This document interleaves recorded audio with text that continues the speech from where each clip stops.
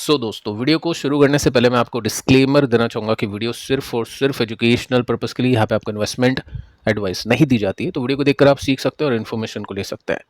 Start करते हैं आज के बाजार के साथ में। देखिए, आज के दिन अच्छी तेजी 103 पॉइंट्स की तेजी है, 0.42% का जंप है। कल के दिन हमने देखा था निफ्टी को गैप अप ओपनिंग के साथ में, उसके बाद में हाई लगाने के बाद में निफ्टी में प्रॉफिट टेकिंग देखने को मिली, बट स्टिल निफ्टी ने काफ़ी अच्छी क्लोजिंग दी। अब आज के दिन भी निफ्टी ने 103 पॉइंट्स ऊपर आके क्लोज किया है। देखो, नीचे से निफ्टी ने तो अपने पिछली जो कैंडल थी उसके बॉटम को नहीं तोड़ा है। हम ये चेक करते हैं क्या पिछली कैंडल के जो टॉप है उसको निफ्टी ने तोड़ दिया है, ब्रेकआउट कर दिया है या फिर नहीं। निफ्टी बैंक को देख लेते हैं, 130 पॉइंट्स ऊपर है। मिड कैप ने भी अच्छा परफॉर्म किया, 1% की तेजी के साथ में। स्मॉल कैप को देख सकते हैं, 0.70% का जंप है। एडवांस की कंपनीज ज़्यादा तो पोर्टफोलियो में हो सकता है प्लस में क्लोजिंग मिली हो इन्वेस्टर्स को। सेक्टर्स को देख लेते हैं। देखिए, आज के दिन भी ऑटोमोबाइल ने सबसे अच्छा परफॉर्म किया। मीडिया चलो ठीक है, कभी प्लस में कभी माइनस, कुछ खास कंपनीज है नहीं। जी मीडिया की वजह से ये जो इंडेक्स अभी चल चुका है, गिर चुका है, ये सब चीज़ें हम देख चुके हैं। लेकिन निफ्टी ऑटोमोबाइल ने अच्छा परफॉर्म किया, साथ में एफएमसीजी ने भी काफ़ी अच्छा परफॉर्म किया है। अब देखिए, जो जीएसटी का रिफॉर्म है उसकी वजह से इन दो सेक्टर के अंदर काफ़ी अच्छा रिफॉर्म देखने को मिला है। जैसे दिवाली आ रही है, सबसे ज़्यादा फायदा मिलेगा ऑटोमोबाइल कंपनीज को, क्योंकि बड़े टिकट साइज में ये अपने प्रोडक्ट्स को बेचते हैं। लाखों में एक प्रोडक्ट इनका होता है, तो काफ़ी अच्छी बेनिफिट इसको मिल सकते हैं, इस सेक्टर को मिल सकते हैं। जीएसटी रिफॉर्म, जीएसटी कम होने की वजह से साथ में एफएमसीजी को भी काफ़ी अच्छा फायदा मिल सकता है। सो इन दो सेक्टर्स ने आज के दिन 1% से ऊपर जाके क्लोज किया। बाकी फार्मा एक्सपोर्ट ड्रिवन अच्छा नहीं करा आज भी। फाइनेंशियल सर्विसेज ने भी कुछ खास नहीं किया, और आईटी ने चलो ठीक है, ठीक ठाक से परफॉर्म किया है, बाकी कुछ खास देखने को नहीं मिला है। दो सेक्टर में काफ़ी अच्छी रौनक चमक हमको देखने को मिली है। अब देखिए दोस्तों, यहाँ पे कुछ न्यूज़ मैं आपको दूंगा जिसकी वजह से आज के दिन मार्केट ने एक जंप दिखाई। सबसे पहले आप देखोगे ना तो यहाँ पे मेंशन कर रखा है 2:31 का डेटा। एस&पी जो रेट कर चुका है इंडिया को काफ़ी अच्छी तरह से, और उसकी वजह से इंडियन मार्केट ने काफ़ी अच्छी तेजी पकड़ी। साथ में ट्रंप ने भी रिकंसीडर करने का बोला है, वापस से विचार करेंगे 25% टैरिफ के ऊपर। साथ में जीएसटी रिफॉर्म, ये तीन न्यूज़ थी जो प्ले कर चुकी थी कल के दिन मार्केट को ऊपर लेकर जाने के लिए। साथ में देखिए दोस्तों, क्वेश्चन ये बन सकता है कि जीएसटी जब कम सरकार के पास में जाएगा तो सरकार के पास में क्या होगा, इनकम कम आएगी, रेवेन्यू कम निकलेगा, और जितना कम रेवेन्यू निकलेगा सरकार उतना ही कम कैपेक्स करेगी। तो ये जो क्वेश्चन था ना, इसका आंसर एसएनपी ने दिया है कि जीएसटी रिडक्शन, ये जो कम करेगी जीएसटी, इसका मतलब हमेशा ऐसा नहीं होता है कि सरकार के पास में कम पैसे जाएंगे। जीएसटी डेफिनेटली कम हो रहा है, सरकार के पास में वैसे पैसे कम जाएंगे टैक्स के रूप में, लेकिन जब इकोनॉमी अच्छा करेगी तो कंपनी से जो टैक्स सरकार वसूलती है वो ज़्यादा टैक्स सरकार कंपनी से वसूल पाएगी। जब कंपनी के प्रॉफिट बढ़ेंगे तो ऑब्वियसली प्रॉफिट के ऊपर ये सब चीज़ें टैक्स लगते हैं, तो टैक्स सरकार को वैसे इनडायरेक्टली घूम फिर के मिल जाएगा। ठीक है, तो ये एक न्यूज़ आती है 2:30 के आसपास, और उसके बाद में आप देखोगे तो यहाँ पे 2:36 के आसपास भी एक न्यूज़ आती है जिसमें बताया जा चुका है जापान के जो पीएम है वो इंडियन पीएम से मिलेंगे, और 2:31 के आसपास आप देखोगे तो एक शार्प जंप निफ्टी में देखने को मिलता है। देखो, वैसे निफ्टी ने काफ़ी अच्छा परफॉर्म कर दिया, लेकिन प्रॉफिट टेकिंग यहाँ पे चल रही थी, लेकिन जैसे ये न्यूज़ आती है उसके बाद में वापस से एक बाइंग आती है और निफ्टी ने अच्छा परफॉर्म कर दिया उसकी वजह से। आगे चलते हैं। अब देखिए, जीएसटी रिफॉर्म एक गेम चेंजर हो सकता है। देखो, टेक्निकल सिचुएशन तो इन्वेस्टर को, ट्रेडर को देखनी पड़ती है, उसके बाद ही कुछ भी कंक्लूजन पे इन्वेस्टर या ट्रेडर पहुंचता है। जब तक प्राइस एक्शन उसको सपोर्ट नहीं करेगा, जब तक उसके ऊपर ठप्पा नहीं लगाएगा, उसको कंफर्मेशन नहीं देगा उसके ऊपर, जब तक ठीक है अपन देखेंगे कि हो सकता है ऐसा हो सकता है वैसा हो। लेकिन आज के दिन टेक्निकल्स में एक थोड़ा सा ठप्पा लग चुका है, कंफर्मेशन मिल चुका है। अब देखिए, जीएसटी रिफॉर्म की वजह से क्या होगा, यहाँ पे मेंशन कर रखा है कि इकोनॉमी बूस्ट होगी। देखो, ये जो इनकम टैक्स का स्लैब चेंज हुआ था, ये 12 लाख समथिंग कुछ हुआ था, तब भी स्टॉक मार्केट चला था, लेकिन एक दिन चला था। आज के दिन अगर आप देखोगे ना तो ठीक है, आज के दिन भी ऐसा मार्केट देखा हमने कल की तरह, बुल मार्केट की तरह सिचुएशन थी कि मैक्सिमम कंपनीज ऊपर थी, 2-2%, 5-5% ऊपर थी। मैक्सिमम कंपनीज के स्टॉक्स जो भी पोर्टफोलियो में है वो अच्छा कर चुके हैं। तो ये जो सिचुएशन थी मोस्टली बुल मार्केट में देखने को मिलती है। तो जब इस तरह की सिचुएशन आपको देखने को मिलेगी और इस तरह की न्यूज़ के बाद में जब एफआई बाय करेगी, हो सकता है 500 करोड़ के आसपास कल लिया हो माल, एग्जैक्टली नंबर याद नहीं है, लेकिन ठीक है चलो कम लिया है, लेकिन एटलीस्ट एफआईज ने बाय किया है, डीआईज ने भी बाय किया है। तो एक कंफर्मेशन यहाँ पे प्राइस एक्शन में मिल जाता है कि चलो ठीक है, हो सकता है यहाँ से निफ्टी रिवर्सल दे दे। ठीक है, तो ये देख सकते हैं इकोनॉमी के लिए काफ़ी पॉजिटिव गेम चेंजर हो सकता है। साथ में आप देखोगे ना तो ठप्पा लग चुका है ट्रेडर की तरफ से। ट्रेडर क्या करते हैं, बाय सेल करते हैं, शॉर्ट करते हैं, मार्केट को लॉन्ग करते हैं फ्यूचर्स की मदद से, और ऑप्शंस की मदद से। अब जैसे अपन ने देखा था एफआई का डेटा जिसमें 90% इनके शॉर्ट थे। अगर एक स्टॉक को ये बाय करते हैं एफआई तो उसके अगेंस्ट में 5 स्टॉक उन्होंने बेचे हुए थे, शॉर्ट किए हुए थे। तो 90% हम बोल सकते हैं मार्केट इन्होंने बेचा हुआ था। लेकिन देखिए अभी की सिचुएशन चेंज हो चुकी है। आज का डेटा है जिसके अंदर आप सिंपली नोट कर सकते हैं कि अगस्त के मंथ के जो फ्यूचर्स हैं वो भी प्रीमियम पे ट्रेड कर रहे हैं। यानी चीज़ें चेंज हो रही हैं, पोजीशंस चेंज हो रही है। हो सकता है शॉर्ट कवरिंग देखने को मिली हो सकता है अभी फ्रेश पोजीशंस बन रही हो, लेकिन फ्यूचर निफ्टी अगस्त के फ्यूचर्स जो होते हैं वो ट्रेड कर रहे हैं प्रीमियम पे यानी प्लस में। सो ये कंफर्मेशन यहाँ पे प्राइस एक्शन के अंदर भी मिल चुका है।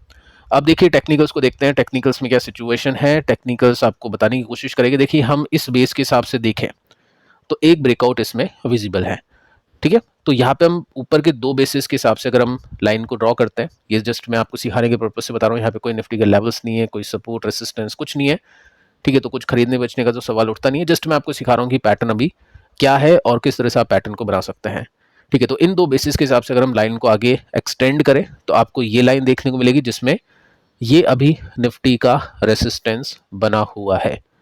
अब रेसिस्टेंस पे क्या होता है, या तो प्रॉफिट बुकिंग होती है या ब्रेकआउट्स होते हैं, ठीक है। तो अभी निफ्टी वहां पे पहुंचा नहीं है। अब हम थोड़ा सा और आगे चलते हैं, इसको थोड़ा सा डिटेल में देखते हैं। और कल की जो कैंडल थी वो यहां से यहां तक पहुंच गई और ये बॉटम लगा। तो ये जो बीच में डिस्टेंस है ना इसको गैप बोलते हैं। सो गैप अप यहाँ पे ओपनिंग हो चुकी है।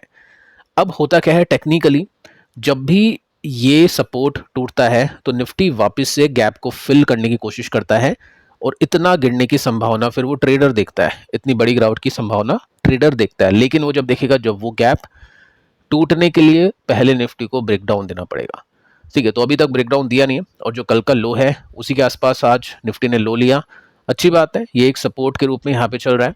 और जो कल का हाई था ना उसको देखो तोड़ा नहीं है निफ्टी ने, तो वो रेसिस्टेंस बन गया। तो कल की जो रेंज थी आज के दिन निफ्टी उसी रेंज में परफॉर्म कर चुका है। लेकिन दोस्तों अच्छी बात यह है कि चलो ठीक है, काफ़ी खराब मार्केट करा था, लेकिन अभी 2 दिन में जो तेजी बनी है, तेजी देखी है, एक सिग्नल तो यहाँ पे मिल रहा है रिफॉर्म का। और अगर आप स्टॉक मार्केट का प्रीवियस डेटा देखोगे तो उसके अंदर आपको ये देखने को मिलेगा कि दिवाली से पहले, या तो देखो दिवाली की तेजी बनती है, कभी कभी बनती है अगस्त, सितंबर, अक्टूबर में प्रॉफिट बुकिंग भी हो जाती है अच्छी खासी, आप प्रीवियस डेटा देखना। लेकिन 1-2 महीने मार्केट अच्छा करता है, या तो वो अक्टूबर के से पहले करे या अक्टूबर नवंबर में करे। मोस्टली अक्टूबर से पहले करता है और ये अगस्त सितंबर का जो मार्केट होता है वो अच्छा कर देता है। अक्टूबर में फिर वो प्रॉफिट बुकिंग लेके आता है। सो एक वो चीज़ है जो निफ्टी को थोड़ा सा अभी पॉजिटिव बनाने की कोशिश कर रही है। रियल कंफर्मेशन मिलेगा जब ये जो बॉक्स आप देख पा रहे हैं इसको निफ्टी ब्रेक कर देगा और इस लाइन के ऊपर निफ्टी सस्टेन कर जाएगा। लेकिन अगर आप मुझसे पूछोगे इस लाइन को तोड़ने से पहले मेरा क्या व्यू है, तो पर्सनली डेटा को देखने के बाद में ऐसा लगता है कि थोड़े से पॉजिटिव अब सेंटिमेंट यहाँ पे देखने को मिल रहा है और थोड़ी पॉजिटिव सिचुएशन यहाँ पे देखने को मिल रही है। तो निफ्टी को वापस से नीचे जाने के लिए बहुत मेहनत लगेगी, बहुत पैसा लगेगा, और वो पैसा जब ही आएगा जब मार्केट के अंदर बहुत ही अनएक्सपेक्टेड और बहुत ही ख़राब न्यूज़ आएगी।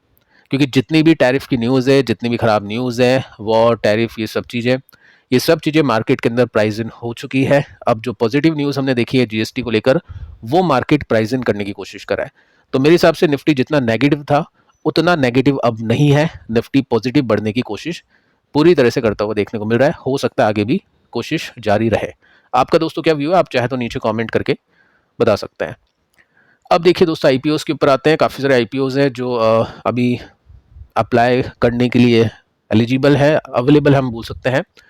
और इसके अंदर आप देखोगे ना काफ़ी सारी कंपनीज हैं, विक्रम सोलर है ये, ठीक है। ये कंपनीज प्राइस वगैरह आप देख लेना, मैं आपको जस्ट जीएमपी बताऊंगा परसेंटेज में कि किस में कितने पैसे बन सकते हैं।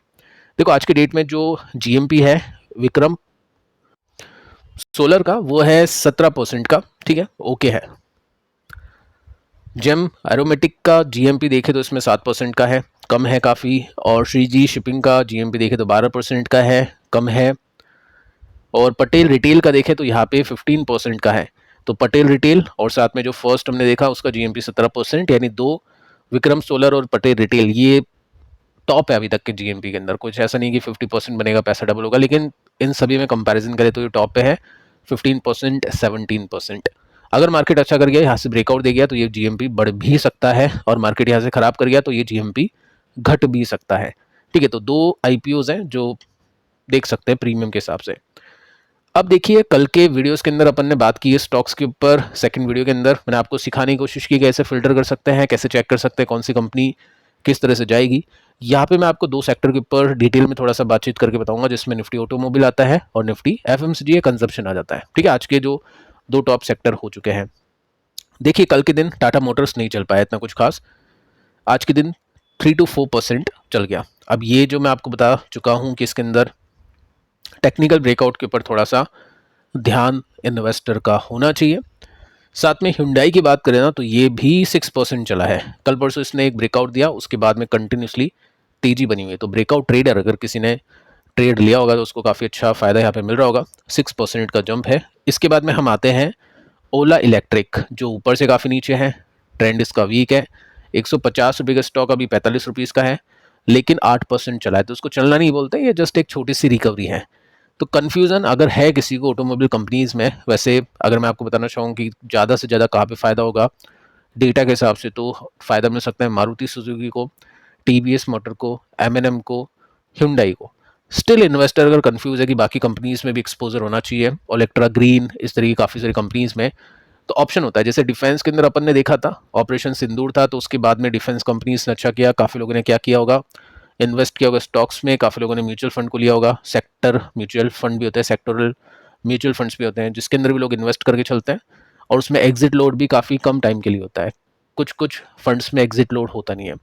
तो एक बार मैं आपको बताना चाहूँ कि अगर किसी को ट्रांसपोर्टेशन या ऑटोमोबाइल के सेक्टर में म्यूचुअल फंड पता करना है कि कौन सा है, तो उसका नाम आप यहाँ पे देख सकते हैं। इसका मतलब ये नहीं कि आपको खरीदना है बेचना है, जस्ट एक इन्फॉर्मेशन आपको दी जा रही है कि इस तरह के फंड्स भी मार्केट के अंदर होते हैं, और ये जो फंड है इसका नेम आप यहाँ पे पढ़ सकते हैं।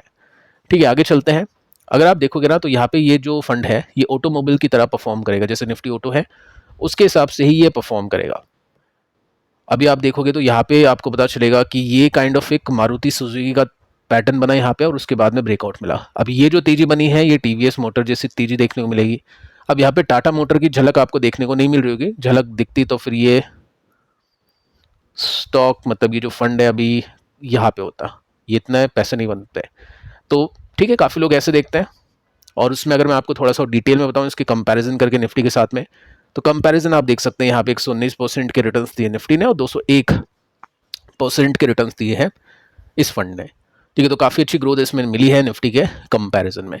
अभी का पैटर्न अगर आप देखोगे ना तो निफ्टी का जो ट्रेंड है वो थोड़ा सा वीक है, जबकि ये जो ट्रेंड है वो स्ट्रांग है।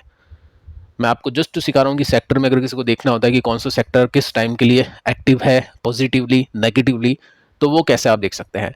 जैसे भी डिफेंस के अंदर काफ़ी लोगों ने बुक कर लिया होगा प्रॉफिट, क्योंकि चीज़ें हो गई ठंडी, ऑपरेशन सिंदूर हो गया, सब कुछ हो गया।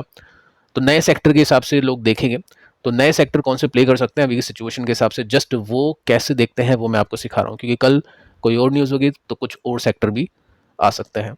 ठीक है, इसमें देखिए कौन कौन सी कंपनीज है, टोटल 40 कंपनीज हैं। एमएनएम है, मारुति सुजुकी है, आयशर मोटर है, जोमेटो भी इसके अंदर आ गया क्योंकि logistic, transportation and logistic, InterGlobe aviation भी आ गया इसमें, बजाज ऑटो, ये सारी कंपनीज आप इसमें देख सकते हैं। टोटल इसकी लिस्ट है, आपको देखने को मिल जाएगी। अब देखिए क्योंकि ये जो फंड होते हैं ये सेक्टर को प्ले करते हैं, तो इन्वेस्टर हमेशा किसी एक सेक्टर में तो रहेगा नहीं। इन्वेस्टर का काम है वो रोटेशन को खेलना चाहता है कि आज इस सेक्टर में पैसा है तो इसमें लगाऊंगा, इसमें पैसा है तो यहाँ पे इन्वेस्ट करूंगा, नहीं तो यहाँ पे। ठीक है, अगर उसको लॉन्ग टर्म में जाना होगा तो वो किसी मिड कैप फंड में, स्मॉल कैप में, या जो भी लार्ज कैप में जाएगा जिसमें हर एक सेक्टर है। तो क्या होता है इनमें एग्जिट लोड का टाइम काफ़ी कम होता है। जैसे 365 दिन होता है, यहाँ पे 30 दिन है। 30 दिन के बाद में अगर कोई बेचता है तो उसको कोई एग्जिट लोड नहीं देना पड़ेगा। ठीक है, तो ये सब चीज़ें देखनी होती है। सेकंड, अगर आप देखोगे कंजप्शन के ऊपर प्ले करने के लिए तो एसबीआई कंजप्शन अपॉर्चुनिटी फंड, इसको देख सकते हैं। इसके भी रिटर्न्स अच्छे हैं निफ्टी के कंपैरिजन में। निफ्टी ने 5 साल में कैसे रिटर्न्स दिए आपको बताइए, यहाँ पे 200% के रिटर्न्स पिछले 5 साल में देखने को मिल रहा है। आगे चलते हैं, और इसमें होल्डिंग्स अगर आप देखोगे तो भारतीय रिटेल नंबर 1 पे है। एक्टिव फंड है ये, यानी एक्टिवली फंड मैनेजर इसमें चेंजेस करता है, कोई इंडेक्स नहीं है।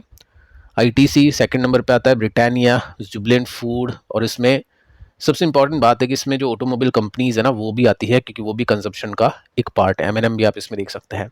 ठीक है, तो ऐसे फंड्स होते हैं जिनको चेक करना होता है। इसके अंदर भी अगर आप देखोगे 30% का एग्जिट लोड है, वो भी बहुत कम है, 0.10% का है, और ये सब चीज़ें आपको देखनी होती है।